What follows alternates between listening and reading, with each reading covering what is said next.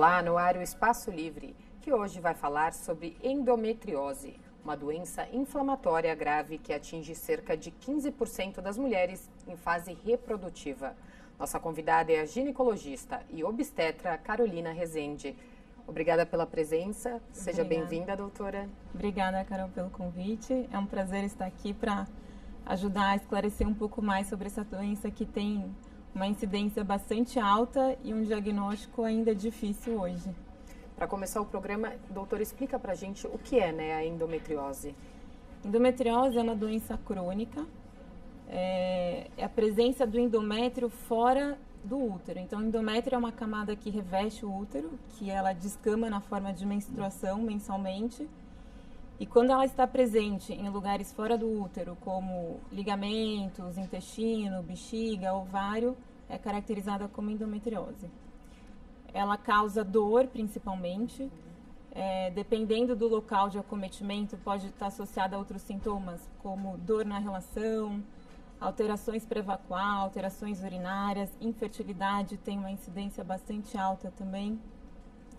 E por isso é importante tanto a mulher quanto o médico ginecologista pensar na doença, porque o que é comum é ter um atraso no diagnóstico da doença. Então a mulher ela fica anos sentindo dor, com cólica, faltando muitas vezes na escola, no trabalho, e não se chega ao diagnóstico da endometriose.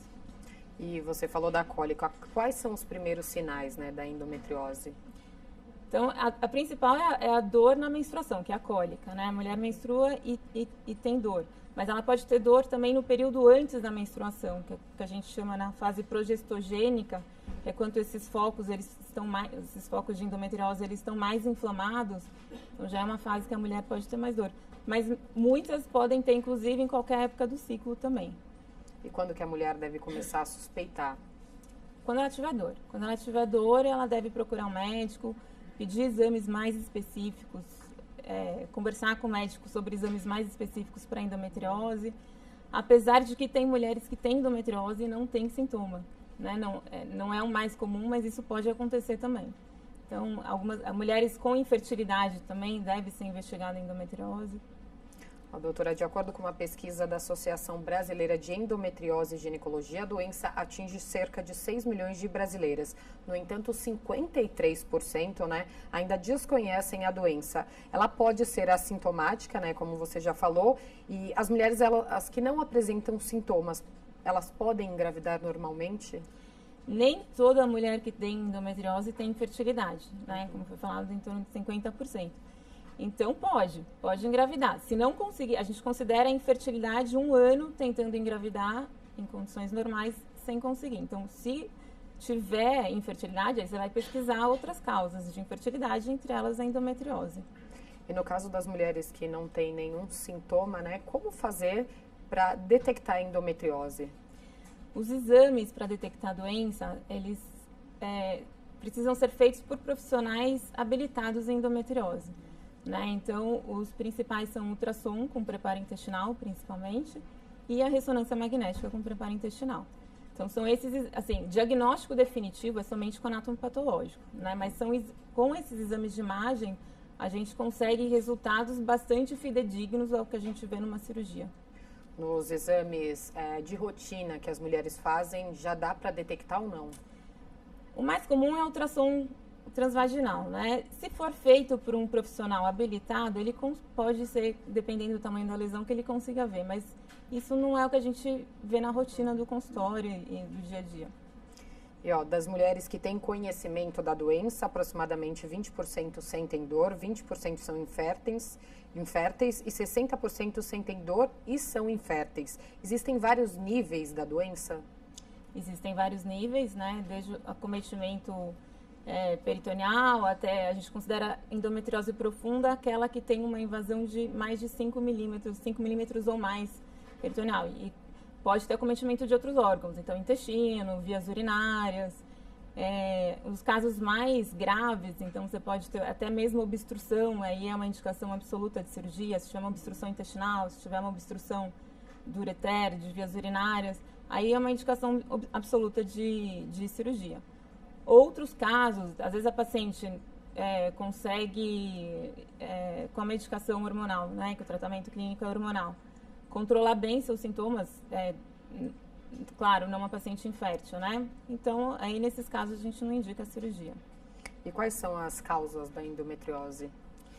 A principal teoria é a da menstruação retrógrada. Então, quando a mulher menstrua mensalmente, uma parte do fluxo menstrual reflui para a cavidade abdominal através da tuba uterina. E aí levando células do endométrio que vão se aderir nos órgãos da cavidade abdominal. Essa é a principal teoria.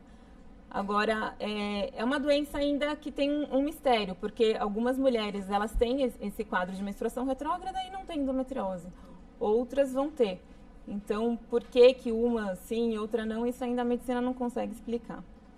E quais são os fatores de risco para o desenvolvimento da doença?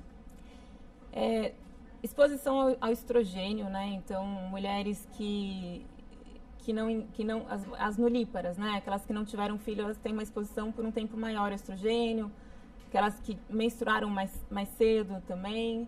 Mulheres com malformações uterinas que dificultam esse fluxo natural, esse fluxo da menstruação, podem ter essa menstruação retrógrada mais frequente. Então, isso também é um fator de risco.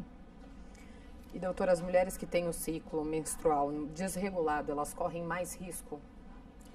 Não, um fluxo desregulado que a gente fala com atrasos não seria isso que aumentaria o risco, né?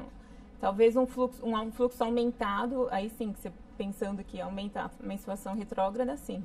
Mas só pelo fato de ter atrasos, não. Por que dizem que a endometriose é a doença da mulher moderna?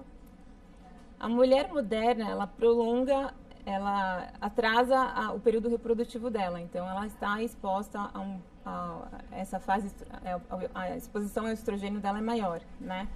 Além disso, são mulheres que também elas procuram mais os serviços de saúde. Eu acho que apesar de ter um dia a dia mais que ela trabalha, mais ocupada, porque a endometriose a mulher precisa procurar, né? Então, procurar um médico, investigar, fazer os exames adequados. Então, eu acredito que por isso que a mulher moderna ela diagnostica mais a endometriose. Existe uma faixa etária onde a incidência da endometriose é maior? Durante todo o período menstrual da mulher, ela pode ter endometriose, inclusive nas adolescentes. É importante enfatizar isso também. Então, a partir do momento que a mulher menstruou, ela pode ter doença, até entrar na menopausa, né? Na menopausa, como diminui a produção estrogênica, então os focos de endometriose que são alimentados por esse hormônio, eles regridem. No caso das adolescentes, é bom as mães também, né? Os pais ficarem bem atentos. Sem dúvida. Qualquer sinal de dor mais intensa, aquela cólica mais leve, não é sinal de preocupação, mas uma cólica mais intensa que impeça a adolescente de ir na escola e toma remédio e não melhora, eu acho que é um sinal de alerta para investigar uma doença mais grave. No caso das mulheres que já têm uma cólica intensa e que para elas é comum, fica bem mais difícil, né, de descobrir a endometriose. Precisa fazer o exame. Aí que tá. Essas mulheres com cólica intensas é um sinal de alerta. Não é normal, né? Então, eu acho que em qualquer caso não é normal. Eu acho que isso que é importante enfatizar. Cólica intensa, dor intensa não é normal. Tem alguma coisa que está causando isso. Então, tem que investigar. De qualquer maneira, né? Quais são as preocupações médicas, né, em relação às mulheres que não têm o diagnóstico? Preocupação médica em relação às mulheres que não têm o diagnóstico é o avanço da doença, né? Uma vez que você tem o diagnóstico, fazer um tratamento direcionado, cirúrgico ou não, dependendo do caso, e manter o controle dessa doença para ver se ela não está progredindo. Que, como eu falei antes, existe um risco, nos casos mais graves, de obstrução do sistema urinário e do sistema intestinal. Então, você precisa fazer um diagnóstico e fazer um acompanhamento periódico para ver como é que está a evolução. E é possível reverter o quadro da endometriose? É uma doença crônica, né? Então, durante essa fase estrogênica, mesmo que você, assim, a cirurgia é um tratamento definitivo. O tratamento clínico hormonal, ele não vai tratar a doença, ele vai tratar o sintoma, né? Então, a cirurgia, ela trata a doença. O objetivo da cirurgia é retirar os focos de endometriose. Mas enquanto a mulher estiver nesse período reprodutivo, enquanto ela estiver produzindo o estrogênio pelo ovário, existe um risco de recorrência da doença. Aí, neste caso, então, não é recomendado, né? Principalmente se a mulher quiser engravidar, você acha que é melhor tratar primeiro a endometriose? Nos casos, primeiro tentar, né? Dependendo da idade, claro, as mulheres com idade mais avançada, a gente não vai ficar muito tempo tentando engravidar. Mas se a mulher, ela é jovem e ela não tem uma dor tão intensa assim, ela pode tentar engravidar. E se por acaso ela não conseguir, aí ela pode procurar o tratamento cirúrgico. A gente divide o tratamento da endometriose em duas direções, aquelas que têm dor e aquelas que têm infertilidade. Isso é importante enfatizar, porque as mulheres que vão tratar só a dor, elas podem começar pelo hormônio. As mulheres que querem engravidar, elas não podem fazer um tratamento hormonal. Então, pensando na dor, ela pode começar com tratamento hormonal, se não melhorar, ela vai para o tratamento cirúrgico. Ah, mas ela tem uma dor muito intensa, pode ir direto para o tratamento cirúrgico ou nos casos obstrutivos. Paciente que quer engravidar e não consegue, aí ela tem duas opções, né? Fertilização in vitro, fertilização assistida ou cirurgia, em alguns casos as duas coisas combinadas, cirurgia e fertilização assistida. Entendi. Doutora, a gente vai continuar falando sobre o assunto daqui a pouco. Vamos para um rápido intervalo e já voltamos com o Espaço Livre. Até já!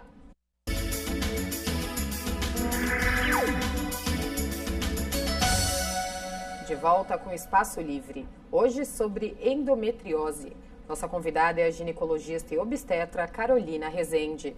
Doutora, na sua opinião, como que a gente consegue, né, conscientizar a população sobre esse problema de saúde pública?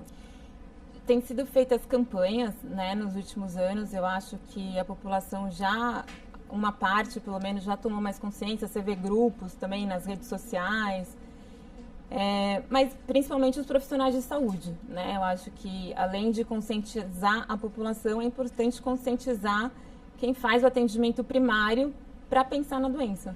Porque é uma doença que se você não pensar nela, você não vai descobrir. Às vezes a mulher pode ir até um consultório, citar que ela está com dor, o médico pode achar que é cólica, porque é muito parecido, né? Os sintomas da endometriose são muito parecidos com os sintomas da cólica menstrual e aí acaba, se o médico não estiver preparado, passa despercebido. É até cultural, né? Tanto das mulheres quanto dos médicos acharem, ter cólica é normal. Então, eu acho que o principal é isso. Ter cólica forte não é normal, né? Isso o ginecologista, principalmente, precisa saber disso e a mulher também para cobrar. Se está com cólica forte, que está prejudicando a sua vida social, a sua vida pessoal, até mesmo no trabalho, não é normal. Tem que ser pesquisado, tem que ser investigado para chegar no diagnóstico. Claro que não é só a endometriose que causa dor, tem outras doenças que podem causar dor também, mas a endometriose ela tem uma incidência importante. Tem que deixar bem claro, então, para as mulheres que cólica é normal, mas uma cólica leve, porque muitas acabam nem contando para o médico, né? Que teve cólica forte, não está se sentindo muito bem, mas nem cita a cólica porque acha que é tão natural, é comum e tem que contar, né? Exato. Justamente essa crença de que ter cólica é normal. Essa crença que precisa acabar. Tem que contar para o médico que tem cólica. E, doutora, o tempo entre o aparecimento, né, dos sintomas até o diagnóstico da doença, ele costuma ser longo. Por quê? Chega a 10 anos. É muito tempo, né? Justamente. O atraso no diagnóstico chega a 10 anos justamente por isso, né? Então, por achar que é normal, então por que eu vou investigar? Isso é a primeira coisa. A segunda é a dificuldade da realização de exames adequados para o tratamento, para o diagnóstico da endometriose. Então, como eu falei, em grande parte, um ultrassom de rotina, ele não consegue identificar a doença. E aí a paciente faz o ultrassom, tá tudo bem no meu exame e não segue a investigação. Então, isso é uma falha também no diagnóstico.